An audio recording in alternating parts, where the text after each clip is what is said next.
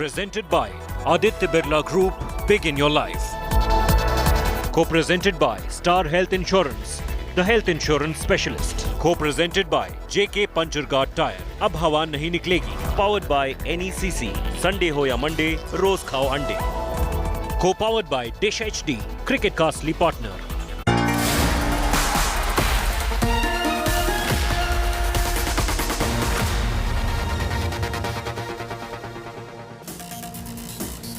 Good evening, hello and welcome. You're with the news today, your primetime destination news, newsmakers, talking points. The big talking point as inflation peaks, we continue with our focus on the economy. Our newsmaker tonight is the former Chief Economic Advisor, KV Subramaniam. On the inflation question, he'll join me in a moment. Also, Rajiv Gandhi assassination, convict freed, given mercy. We'll be also looking at that. Should there be mercy for killers of a Prime Minister? That and more. But first, as always, the 9 headlines at 9 tonight. Assassinated Prime Minister Rajiv Gandhi's killer, Perarivalan, released by the Supreme Court after 31 years in jail. Celebrations across Tamil Nadu, ruling DMK and AIDMK in credit war, even as the Congress questioned the release. Accused of killing her daughter Sheena Bora, Indrani Mukherjee given bail by the Supreme Court. She walks out of after 6.5 years in jail. New video of alleged shivling inside a Gyanvapi mosque emerges. Petitioners claim more evidence of temple inside mosque complex. Matter will continue to be heard in the Supreme Court tomorrow. Ahead of the Gujarat polls, Hardik Patel dumps the Congress, blasts the Gandhis in a resignation letter, claims they are more interested in foreign trips. Speculation mounts over him joining the BJP ahead of the Gujarat elections. Congress says BJP dictated in his letter. Delhi Lieutenant Governor Anil Baijal steps down, submits resignation to President Kovind. Sources say Baijal cited personal reasons for quitting. It comes in a year when crucial MCD elections are to be held in Delhi. More trouble for the Chidambarams. Day after the CBI raids Karti Chidambaram over the China bribe gate. Probe agency now arrests his aide in a corruption case. Heavy rains wreak havoc in Bengaluru. Low-lying areas inundated, 2 civic workers dead, street waterlogged as city comes to a halt. Angry citizens blame the Bombay government for their failure to ensure adequate drainage. Big boost to Atmanirbhar defense push. Indian Navy successfully test fires first indigenous anti-ship missile over the Bay of Bengal. And shocking details on the Boeing jet that nosedived and killed over 130 flyers in China. Black box indicates that someone in the cockpit might have intentionally crashed the plane.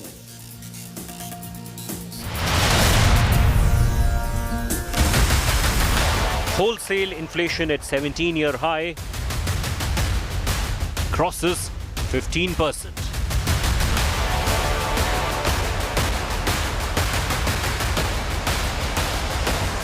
Retail inflation at 8-year high.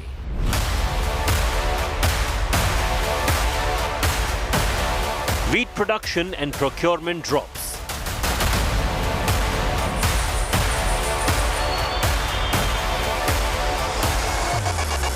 India bans wheat exports.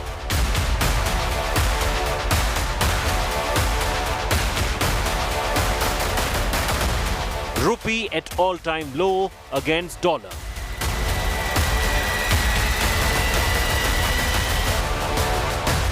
Foreign exchange reserves drop below $600 billion.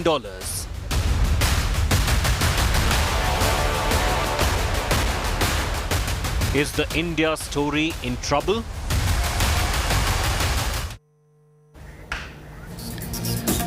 That's right. Wholesale inflation this week crossed 15%. The numbers that came out yesterday, the highest in 17 years. Consumer inflation is at an all-time high. So while our politicians are battling over Mandir Masjid issues, we on the news today want to focus on what we believe is the real issue of our times. The cost of living that's increased considerably, not just in India but globally. But our focus is on our country, where the people will be slowly facing the brunt of a surge in inflation. What we did therefore is went out on the road, from students to business owners, to find out what exactly are they concerned as food prices in particular continue to rise. In a moment, I'll be joined by the former chief economic advisor who was in charge when inflation began to show an upward trend.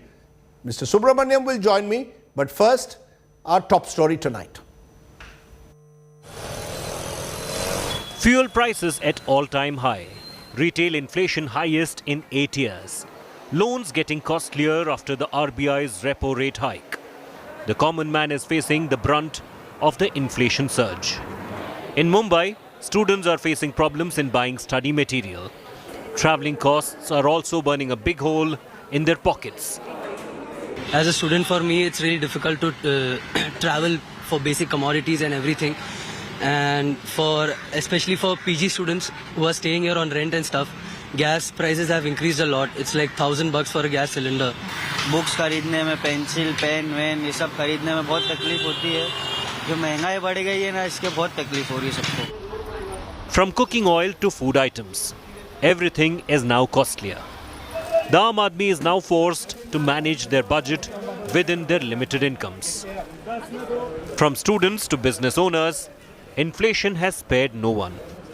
तो यहाँ पर आप खाना खाने आते हो, खाना भी महंगा हो गया, दाल सब्जी यहाँ पे। ये सर महंगा हो गया, पहले 2,500 रुपये पड़ते थे, अब 3,000 से ऊपर जा रहे हैं। सर महंगाई से तो बहुत असर पड़ा है, क्योंकि दिन भर में मतलब जब जैसे जैसे ग्राहक आता है वैसे वैसे हम सामान लाना पड़ता है। तो पहले ऐसी व्यवस्था नहीं थी, जैसे एक बार सामान लाते थे, अभी का समय ऐसा है जब हर दिन में उतना कस्टमर होते हैं उस हिसाब से बार बार सामान लाना पड़ता है।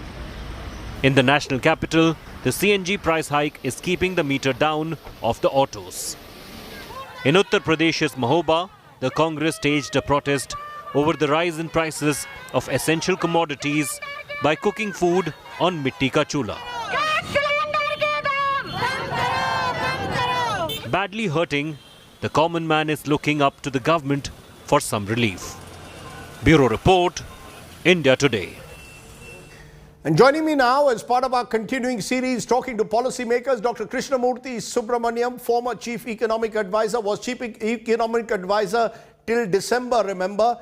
Mr. Subramaniam, Dr. Subramaniam, appreciate your joining us. Inflation continuing to surge. It's now 15% wholesale price index. How bad could it get? What are the solutions? You've been intimately connected with the Indian economy over the last few years. In fact, you were chief economic advisor till December.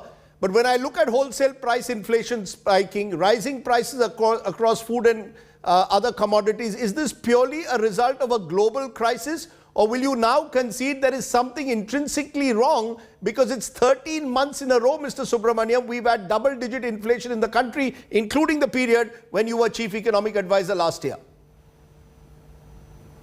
So firstly, Rajdeep, thanks very much for inviting me.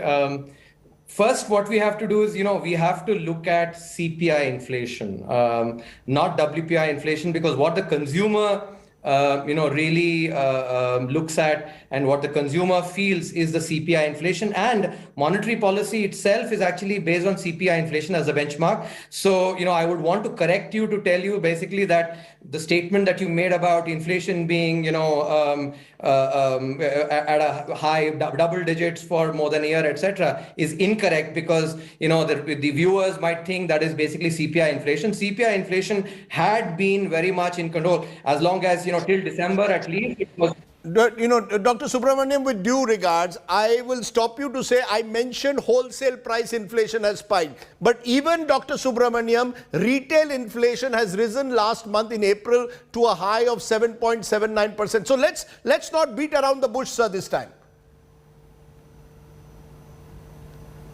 So let's understand that, right? In the United States, where inflation has typically been 2%. Now they are having 8.5%, a 40-year high. UK has had basically a 30-year high. Germany has had a 26-year high in inflation. Turkey has had 70% inflation. Brazil is 12%. Argentina is 60%. So, you basically see the global environment, because of the money pumping that happened, especially in these advanced economies during the COVID, the Keynesian demand priming, you're seeing actually, unprecedented, compared to 2%, 8.5%. In contrast, we are basically, we were at 6%, less than 6% up until December. It's now because of the Ukraine crisis. And if you look at, and dig into which are the main areas. So food inflation as part of CPI has contributed about 45%. Of that, edible oils, and they've been particularly impacted because of the war with Indonesia, putting a export ban on palm oil, sunflower oil, which is actually a big, Ukraine as a supplier has been impacted. So these are basically what are creating inflation. So it's primarily global factors, and you have to keep that in mind. So, some of the sort of statements, the negative tinge statements that you're saying, I think need to be very, very carefully looked at by the viewers. No, Dr. Subramaniam, I concede there are supply side bottlenecks. Global inflation is a worry across the world at the moment. But it is clear in India also in the last 4 months, inflation, and I refer here to now retail inflation, has remained above the RBI inflation target for a 4th straight month. These are genuine concerns, particularly now you've got wheat prices, question marks over government procurement. They are at an all-time high. The government now going in for an export ban. It almost seems that the government is now suddenly waking up to a few realities, was living in denial for the longest time. Would you at least agree with that we can't go with don't worry, be happy?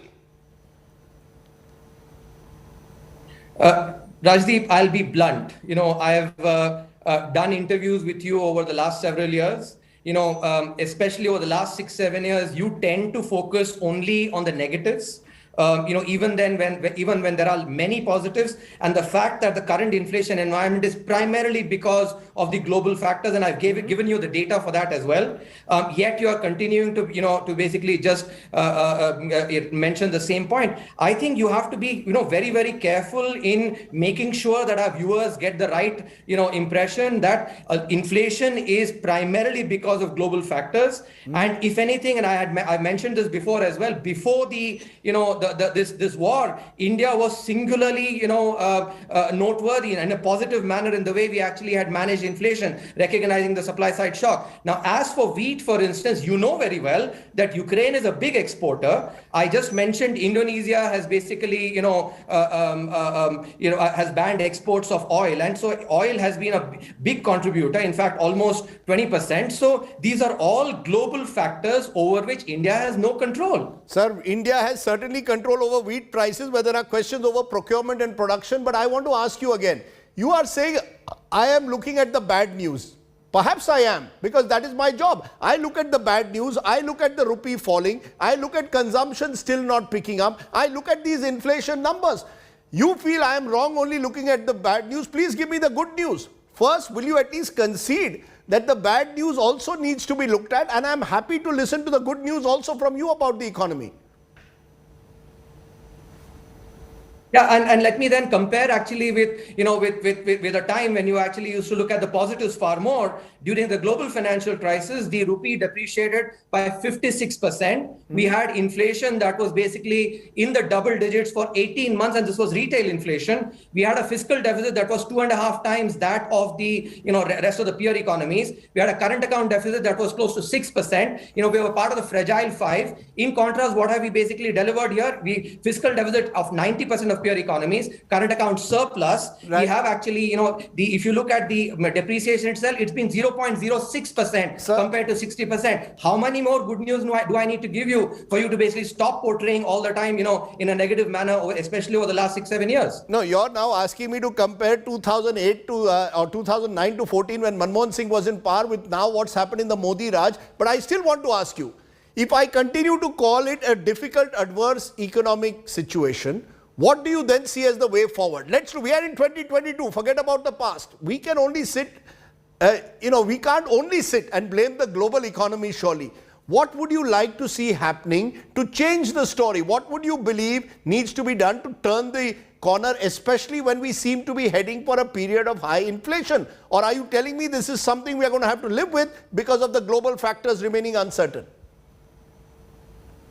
Okay, so let me again, I don't want to actually confess the words that you are putting into my mouth of basically blaming. I'm not blaming. I'm just giving the reality to our viewers, and especially to make sure that, narratives that are actually tinged in a certain color do not gain traction. That's been my intent. These are global factors over which India has absolutely no control, and that is something that you have to recognize. There are factors that you can control, and there are those that you can't control. Now, as for basically, if you look at the going forward, commodity prices have actually started easing in many cases, and that is, I think, good news. If you look at iron ore, for instance, it has declined from its peak by about 44%. You've had aluminium, steel, zinc, copper, lead. Many of these commodities actually, decline. Together with some of the lockdown-induced economic activity decline in China, and possibly, US going into a recession, which will have an impact definitely on demand. I think going forward, some of this will definitely ease. So the main contributor, which is global factors, will actually, will possibly start looking better. I don't think anybody can predict these in market prices, but these data do seem to suggest that global factors, which are the major contributor to inflation here, will basically start easing out to some extent. Well, that's reassuring at one level, but let me again go back to what is the situation today. The falling rupee, India's foreign exchange reserves, Dr. Subramaniam, have now fallen below $600 billion, 8 months after hitting the record high in September 2021. People are, FIRs are withdrawing money. Should I not be worried as an observer? Or are you telling me all of this is a temporary blip? As I said, don't worry, be happy is the mantra, that things will get better in a few months from now. Is that the approach to take, you're saying? No, I will again actually emphasize how you are picking up the data. Instead of emphasizing the fact that, our foreign exchange reserves reached a record level, you are basically saying, oh, they've declined compared to a record level. The fact that even now we're so comfortable on our foreign exchange reserves is something that you're not mentioning, which is basically part of the trend of what I've observed, and I something bluntly mentioned. I think, the fact is that the Indian economy, especially macroeconomy, has done really well. These are factors that have come from an exogenous shock, which is the war. I am not a war expert, but I think, if basically some of those external factors start easing out, we should start seeing better, going forward. But that is not a guarantee, of course. Of course, you keep mentioning external factors being responsible for the state of our economy, and one would concede that at some level. But what can we do for what is within our control, you believe, to ease prices? Let's assume that the global situation is uncertain. The war in Ukraine continues for a while longer. Oil prices remain high. What can India do at the moment, Dr. Subramaniam, to ease the situation for the common man who is being burdened by rising prices?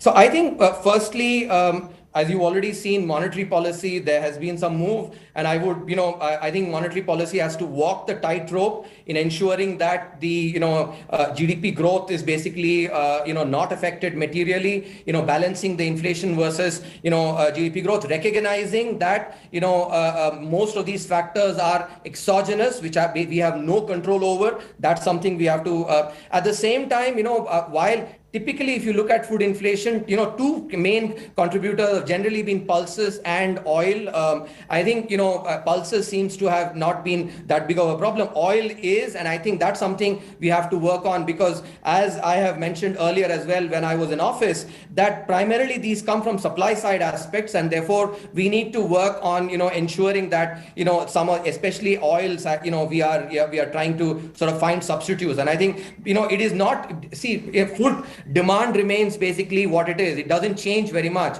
So it's primarily supply induced, and therefore we have to work on the supply side.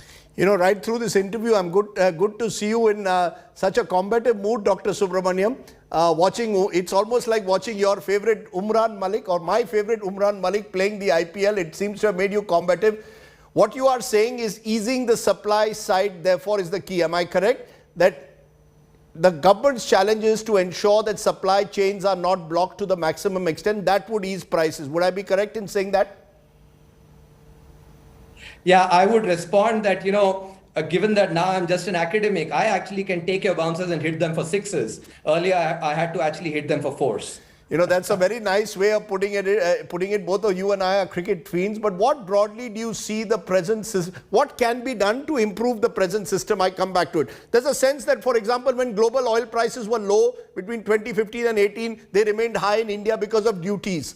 Do you believe, therefore, this is a moment to ensure duty rationalization? Would you like to see that? Could that taper up prices a bit?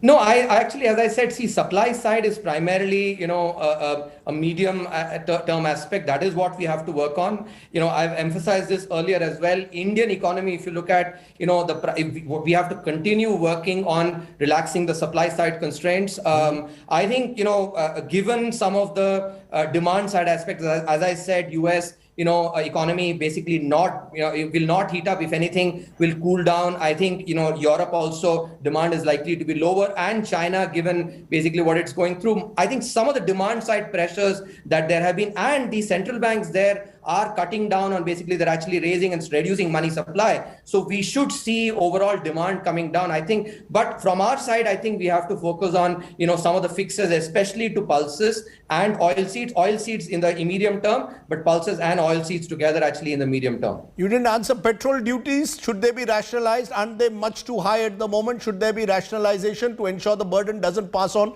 to the common man of petrol price rise? See, that I think is something which, we've spoken about, at length. I've mentioned earlier as well that if you look at the overall, taxes, there's a large part that comes from states. And I think, that is something states have to work on as well. State and center together have to coordinate on this aspect. And overall, if you look at the taxes on crude and compare it to other countries, whether it's a Britain, Germany, US, many of these countries, our taxes are not greater than those compared to, to other countries. And you do have to keep in mind that we still are basically continuing the subsidies that we were giving on some of the, the food, etc., 800 million people. And I think for none of that does money grow on trees. Money doesn't grow on trees. I remember when Dr. Manmohan Singh said that, he was, of course, attacked by everyone. But thank you, Dr. Subramaniam. You've been very candid, very combative. We've had the bad news on the economy, but let's turn to the good news at the end. You're a great cricket fan. So on a happier note, who's going to win the IPL? I think Gujarat Titans actually might have a very good chance, but maybe Rajasthan Royals might be the surprise, especially given what they might feel to maybe dedicate it to Shane Warne. Well, it's Khushbu Gujarat ki when it comes, of course, to political power. Rajasthan is a Congress-ruled state. Forget about the politics at the moment. On the cricket pitch, it appears Gujarat and Rajasthan are battling it out in the IPL. Thank you very much, Dr. Subramaniam, for joining me here on the news today. Really appreciate it. Thank you. Okay, from the economy, let's turn to the top political story of the day, where the Supreme Court today ordered the release of one of Rajiv Gandhi's assassinations, A.G. Perarivalan. The Rajiv Gandhi killer will be a free man after spending 31 years in jail, as the Supreme Court ordered his release, while highlighting that the decision of the Tamil Nadu cabinet is binding on the governor. It sparked off celebrations in Tamil Nadu, concerns in other parts. Take a look. He's a free man after 31 years behind bars. A.G. Perarivalan, convict in the Rajiv Gandhi assassination case, has been freed by India's Supreme Court after a prolonged 5-year legal battle.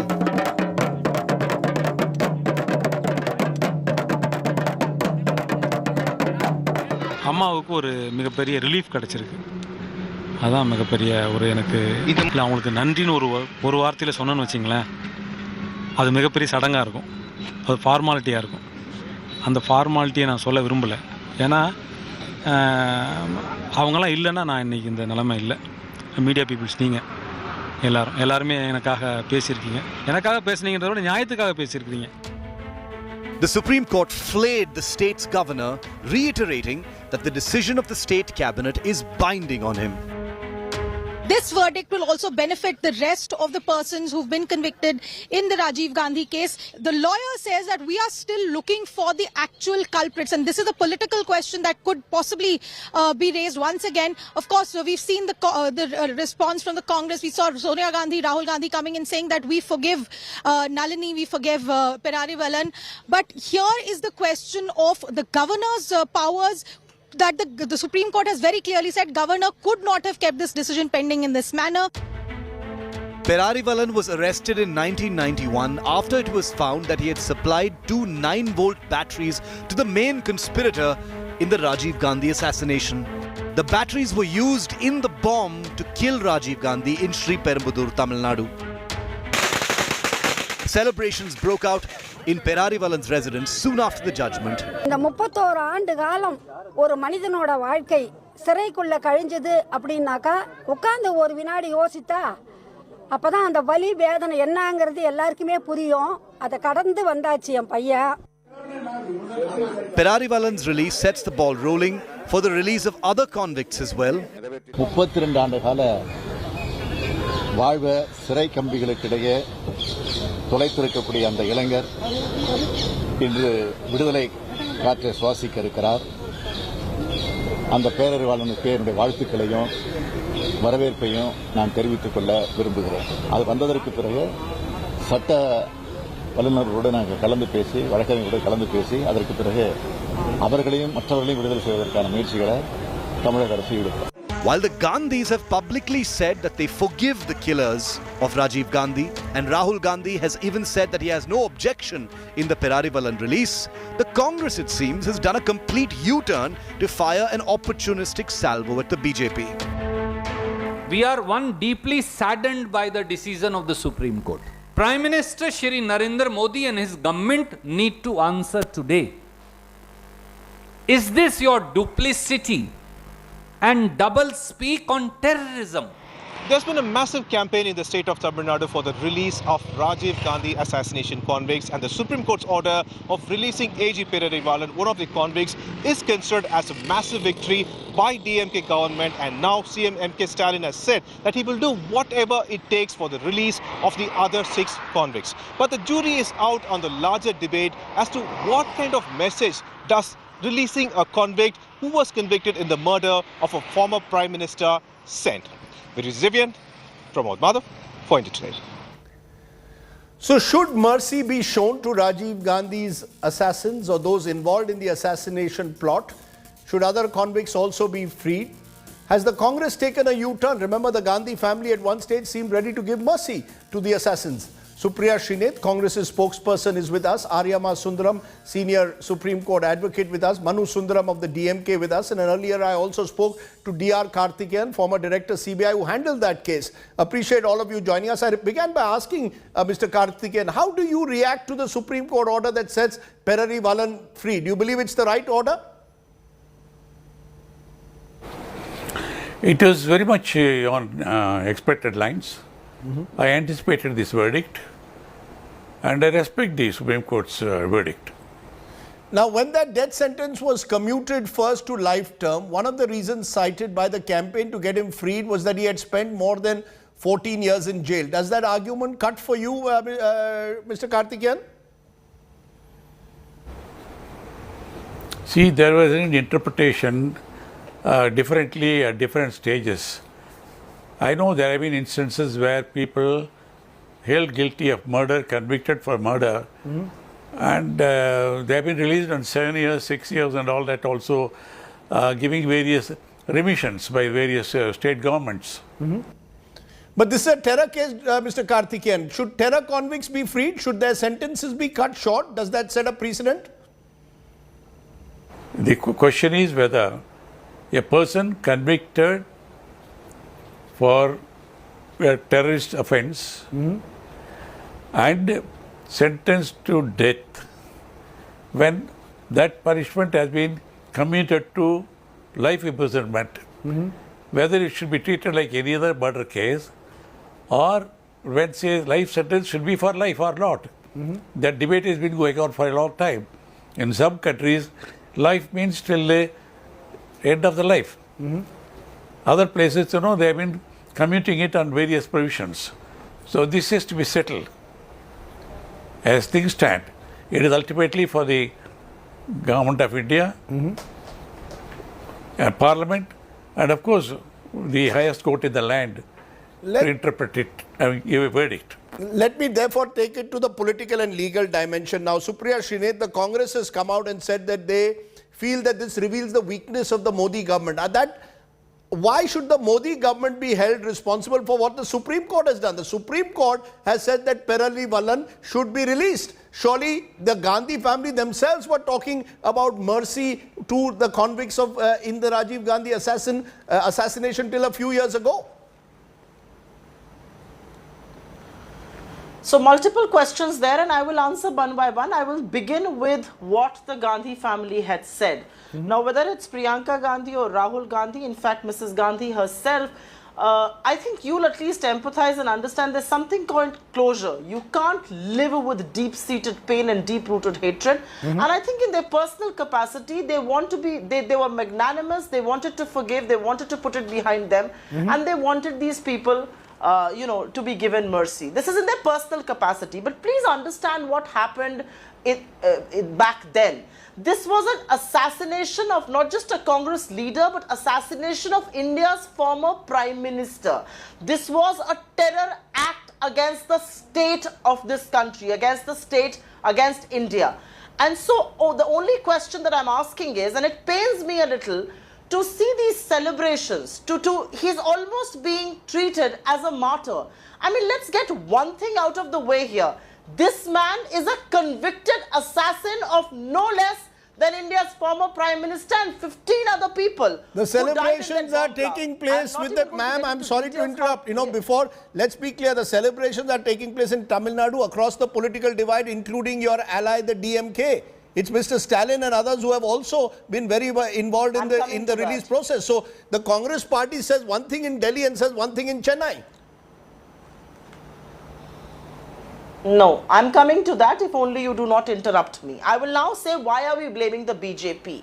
The BJP's tall leader, who was then the governor, Mr. Banwari Lal Purohit, sat on the recommendation of the AIA-DMK astute of the BJP government for 4 years. He then referred it to the president, who also did nothing, and which is why the Supreme Court came in and gave this judgment. My only point of contention here is this acquiescence by silence? The BJP, which talks about nationalism, which talks about a strong stand against terrorism, a strong against perpetrators of crime against the state. How did it sit quiet, and why did it preside over silently as the governor and the president did nothing? Your Tamil Nadu Congress and your Tamil Nadu ally are supporting it. Supriya Srinath, your Tamil Nadu Congress and Tamil Nadu ally are supporting it. No, let me finish. No, Rajdeep, let me finish. So I first want to pin the blame where it lies, which is the BJP. It is duplicity. It is reprehensible how they talk on terror and let this happen, because this sets a very wrong example. I may turn around and ask them, why are other Tamilian brothers and sisters serving life imprisonment sentences? This sets the precedent for 6 others to be released. So you can commit a crime against the state of India and walk free and then be celebrated as a martyr. As far as the Congress in Tamil Nadu is concerned, you are wrong there. The Congress is not celebrating. And I am a little pained with what the DMK stand on this has been. I am not going to mince my words, because I am somebody who believes this was a terror act against the state, terror act to assassinate India's former Prime Minister, and he cannot be let loose. This is duplicity of the BJP to talk tough on terror and actually to remain a mute spectator when you could have acted against it. Let Manu Sundaram respond. Manu Sundaram, here is the Congress party, at least in Delhi, suggesting that a wrong precedent has been set. It suggests that the state is soft on terror, and yet both the AIDMK government earlier and the government of MK Stalin now have both supported the release. Well, as much as I love, anybody driving a wedge between the DMK and the Congress, Mr. Sardesai, let me say, with due respect to my Congress spokesperson and other Congress leaders, I think they're right in attacking the BJP, but a little misguided in what they should be attacking the BJP for. All that they've said so far on this show and elsewhere have been considered in detail by the Supreme Court of this country, no less. And the Supreme Court of this country has passed a very considered judgment after having heard this matter for almost 3.5 to 4 years. And on that basis alone, Perarivalan was released. Now, I don't think you should quickly run to classify the optics of today as celebrations. I think many people saw this as a much needed end, closure to a long drawn out struggle, an unnecessary struggle, as my Congress spokesperson rightly pointed out, largely because of the interference of the BJP governments right from 2015 onwards, where various governors acted as agents of the union and not bound by the aid and advice of the State Council of Ministers. And today's judgment says just that. And let's not, I mean, is it about the Perarivalan specific case, Mr. Manu Sundaram, or is this an element where you believe that Perarivalan, because he was convicted based on an alleged confessional statement which itself fell into controversy, was wrongly convicted? Or are you saying that those involved in the assassination all should have their sentences commuted? Let's be very clear.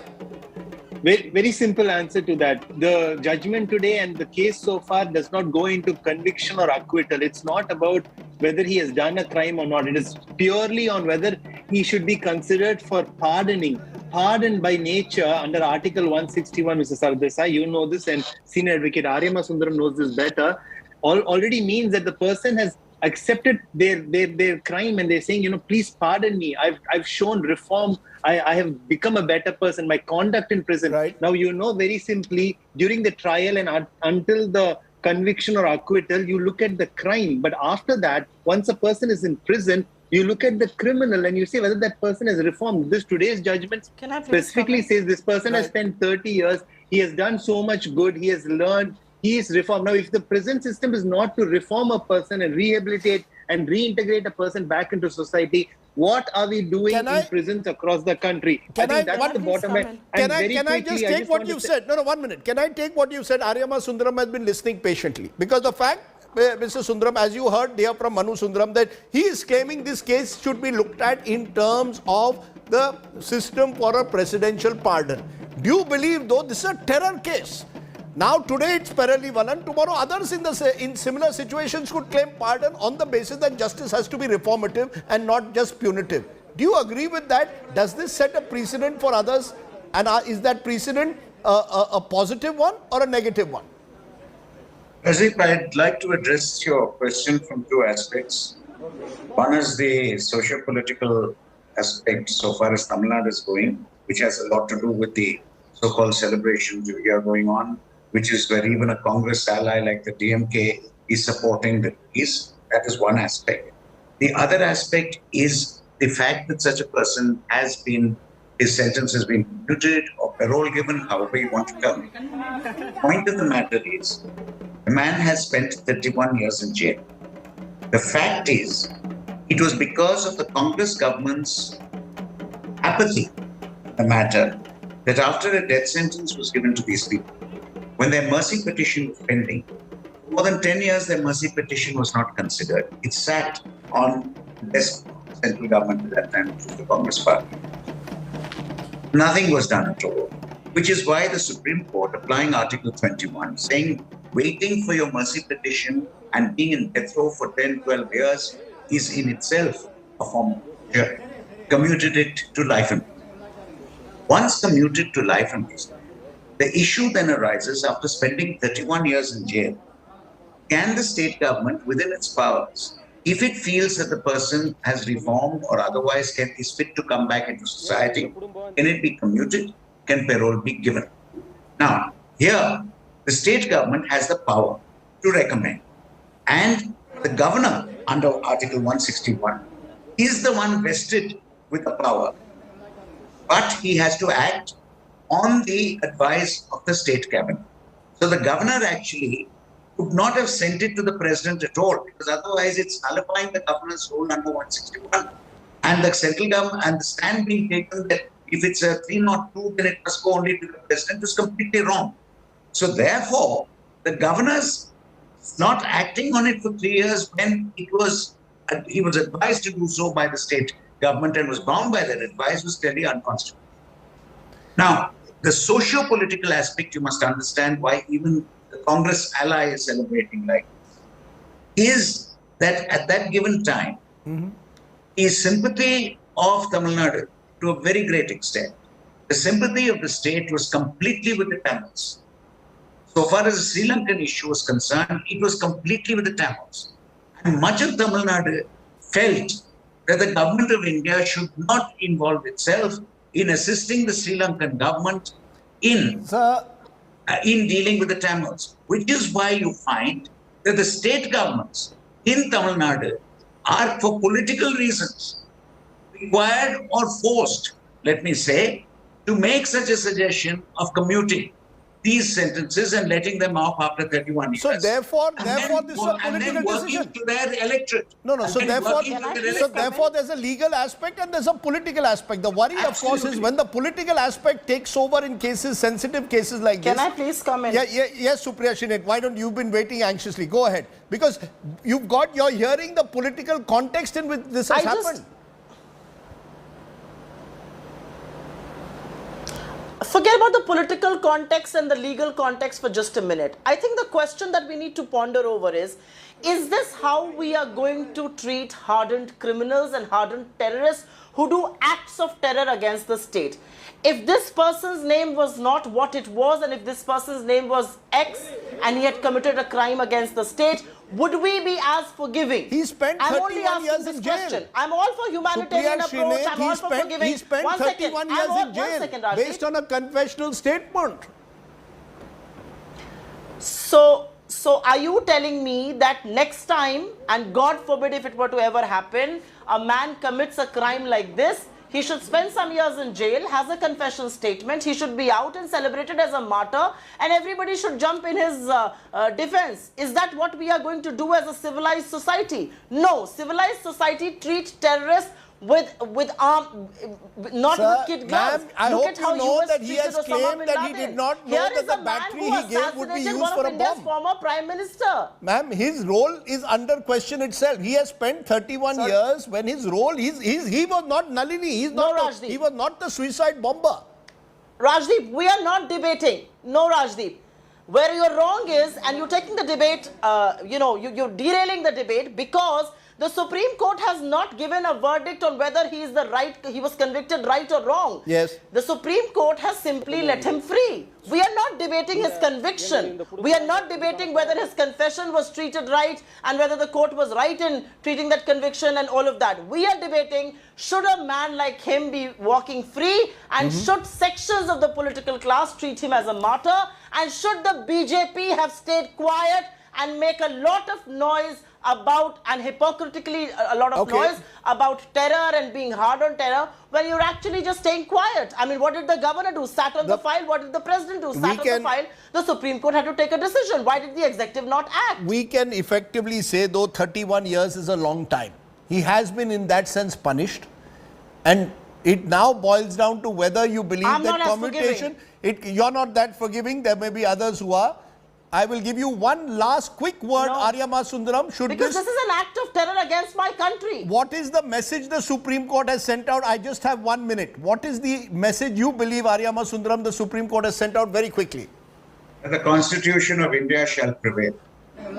As very simple as simply, that the Constitution of India shall prevail. The Constitution provides for the governor to take a decision on commuting or giving parole under Article 161. It is the governor's prerogative. Equally, the Constitution provides that the governor shall be bound by and act on the advice of the state government. The Constitution gave this decision to the hands of the state government to be taken. And having done so, it's not for the Supreme Court to rewrite the Constitution and say, oh, this is not correct. We want to rewrite the Constitution in some other way. Okay, let's so if you ask me in one word, the Supreme Court upheld the Constitution. Why did the government do nothing? That's all that I'm asking. Why did the governor do nothing? That's a question that the BJP should answer. Okay, let's leave it there. I appreciate my guest joining us. It is a sensitive issue. It is, remember, also 31 years since Rajiv Gandhi was assassinated. On the other side, we'll be turning to Bengaluru, where heavy rains have once again exposed the country's IT capital. I'm afraid Bangalore is sinking in the rains. We'll tell you more on the other side. And also, So is Assam. Flood fury in Assam. On the news today, we go to parts where other primetime television simply doesn't go. You're watching the news today. News without the noise.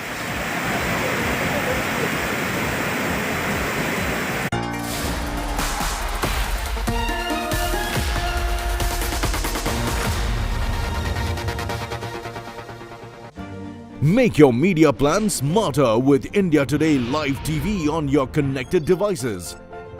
Amplify your brand with 100 million smart internet viewers. To advertise, mail us at sales@aajtak.com or call 9999892171.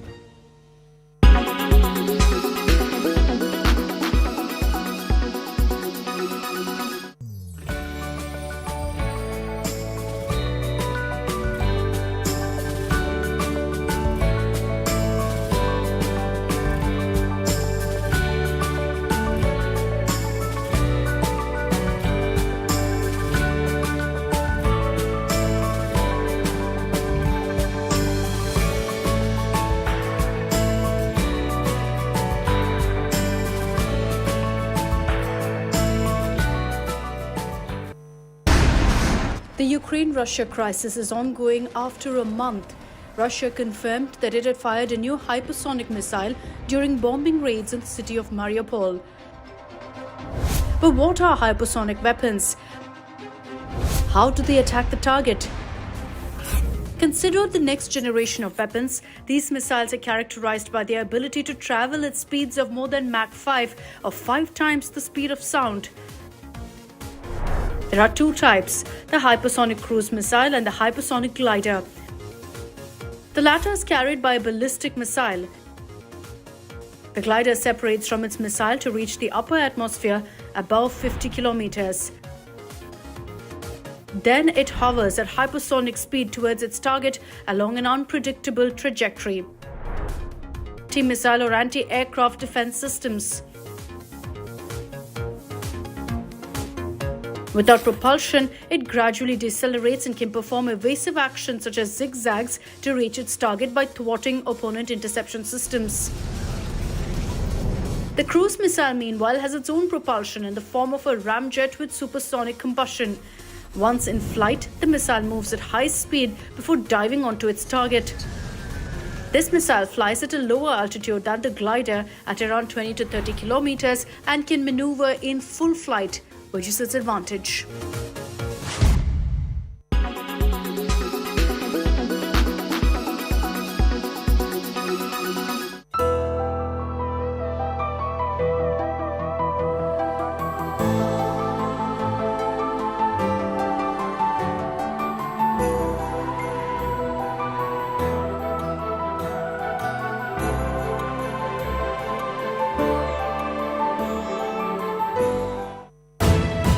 You are watching India Today. You are...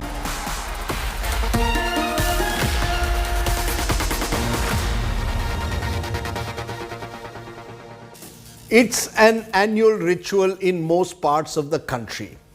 Last night, Bengaluru battled the rain fury. Overnight rains wreaking havoc on the country's IT capital, leaving a trail of destruction and once again exposing the poor drainage system in so many of our metros. Major arterial roads, several parts of Bengaluru heavily waterlogged. 2 deaths were reported in the city after civic workers lost their lives battling the waterlogging. An orange alert has now been issued for Bengaluru on May 18th as more heavy rain is predicted. We are facing lots of problem due to the rainwater, and the water is 4.5 feet yesterday night, 3:15 a.m. Right, all our people have gone on the top and they have stayed, and we don't have any food. We can't go to the toilet. Now, while the focus is on the metros, think about the people of Assam. Because heavy rains over the last week have wreaked havoc across the state. More than 2 lakh people across 20 districts have been affected. Floods have wiped out the livelihoods of hundreds. Tonight's Get Real India story comes from Suryagni Roy, who brings you this ground report from Assam. Streets waterlogged. Agricultural fields inundated. Houses submerged in knee-deep water. Incessant rains have wreaked havoc in Assam. Floods and landslides have resulted in multiple deaths. Nearly 2 lakh people are affected by the floods across 20 districts. In Marigaon district, residents are forced to leave as the water is entering their houses.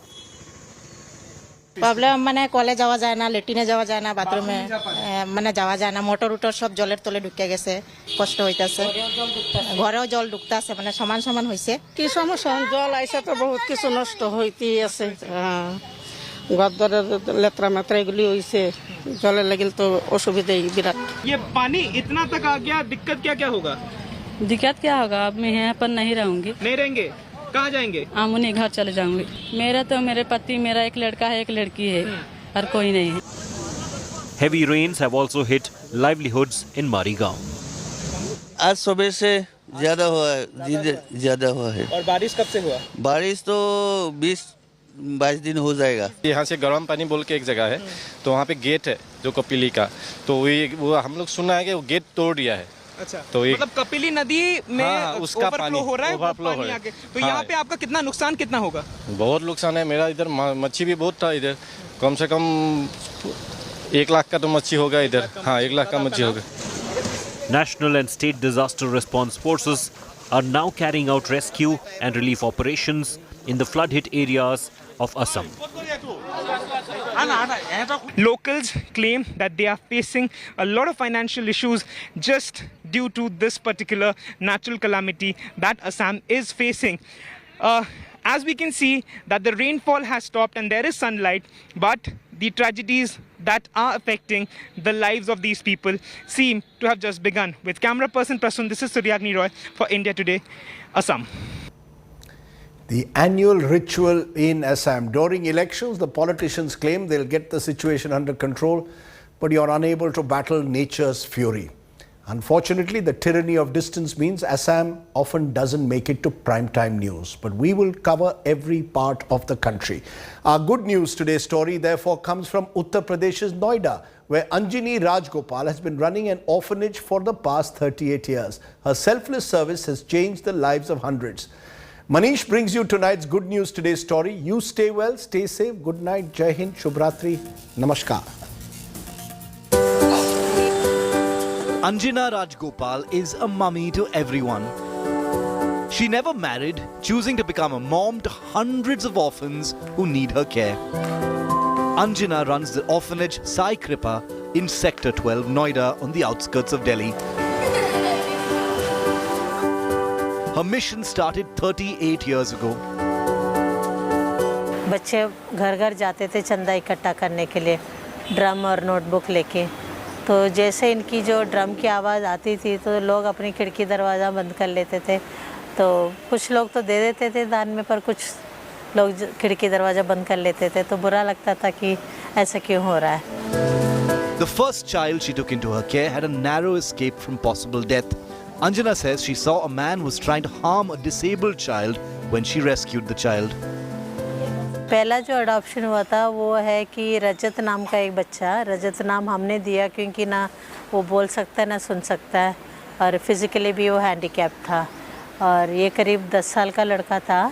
और जब मैं office जा रही थी तो प्यारेलाल भवन के सामने एक आदमी इसको मार रहा था ढाबे में। तो मैंने पूछा ये कौन है, क्यों मार रहे हो?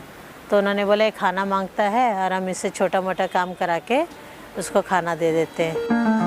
Rajendra Singh came here when he was 4 years old. Today he's 39. A hotel industry professional, Rajendra came back when the pandemic struck. तो स्टडीज़ यहीं से कंप्लीट की मैंने, फिर डिप्लोमा किया होटल मैनेजमेंट में, उसके बाद जॉब भी की। अब फ़िलहाल यहीं मम्मी के साथ आ रखा हूँ, इनकी हेल्प कर रहा हूँ।